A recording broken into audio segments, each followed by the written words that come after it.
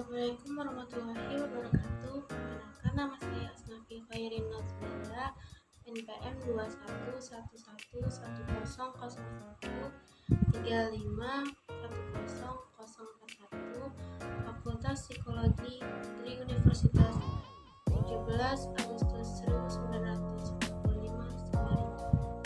Baik, dalam video ini kita akan membahas tentang tokoh yang bernama Carl Rogers. Roger adalah seorang psikolog yang terkenal dengan pendekatan terapi klinis yang berpusat pada klien atau client-centered. Roger kemudian menyusun teorinya dengan pengalamannya sebagai terapis selama bertahun-tahun. Roger mirip dengan pendekatan Freud, tetapi pada hakikatnya Roger berbeda dengan Freud karena Roger menganggap bahwa manusia pada dasarnya baik atau sehat. Dengan kata lain, Roger memandang kesehatan mental sebagai proses perkembangan hidup alamiah, sementara kejahatan dan persoalan kemanusiaan lain dipandang sebagai penyeimbang dari kecenderungan alamiah.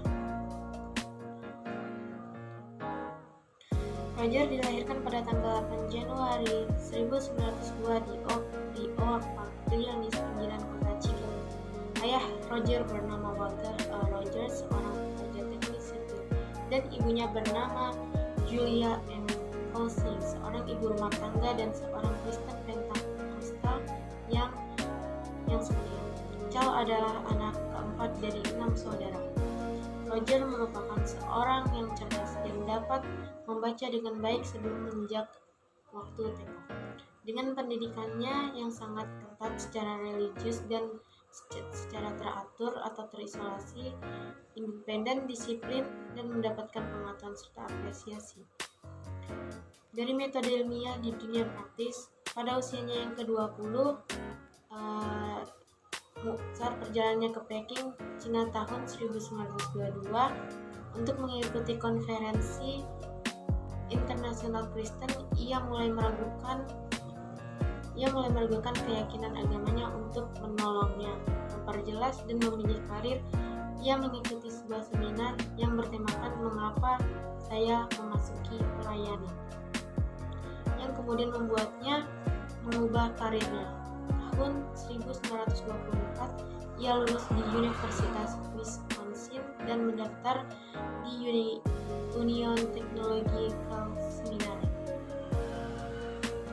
Setelah 2 tahun lulus dari seminar, ia pergi ke Teachers College, Columbia University, mendapatkan gelar MA pada tahun 1928 dan PhD pada tahun 1931. Sementara ia menyelesaikan pekerjaan dokternya, ia terlibat dalam studi tentang anak.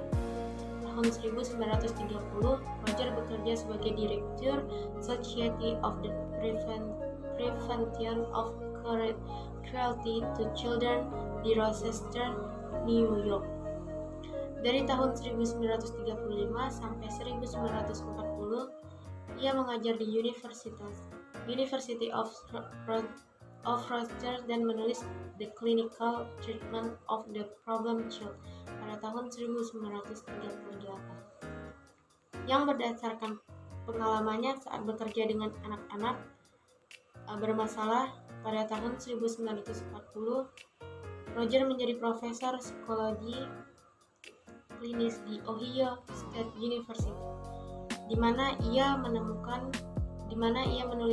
buku keduanya tentang counseling and psychotherapy pada tahun 1942. Di buku itu, Roger menyarankan bahwa klien dengan membangun relasi yang berdasarkan pemahaman, penerimaan, dan terapis dapat menyelesaikan berbagai kesulitan dan mendapatkan pencerahan atau insight yang dibutuhkan untuk merekonstruksi hidup mereka. Tahun 1945, ia diundang untuk mendirikan pusat konseling di University of Chicago.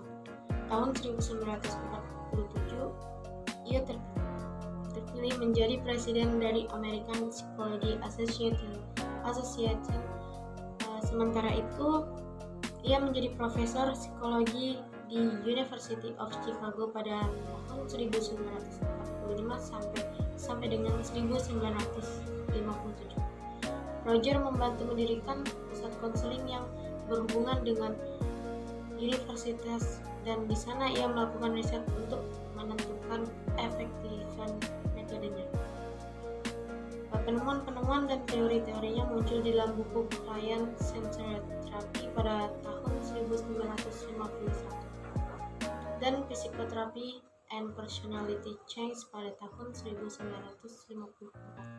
Seorang mahasiswa S2 binaannya di University of Chicago, Thomas Gordon mendirikan gerakan Parent Effectiveness Training atau yang disingkat dengan PET. Tahun 1956, Roger menjadi presiden pertama American Academy of Psychotherapists. Ia mengajar psikologi di University of Wisconsin Madison pada tahun 1957 sampai dengan 1963. Ia yang juga pada saat itu ia menuliskan bukunya yang terkenal On Becoming a Person pada tahun 1961. Carl Rogers dan Abraham Maslow pada tahun 1908 hingga 1970 menjadi pionir gerakan psikologi humanistik yang mencapai puncaknya pada tahun 1960-an. Pada tahun 1961, ia dipilih sebagai anggota American Academy of Arts and Science. Teori Roger didasarkan pada suatu daya hidup yang disebut kecenderungan aktualisasi.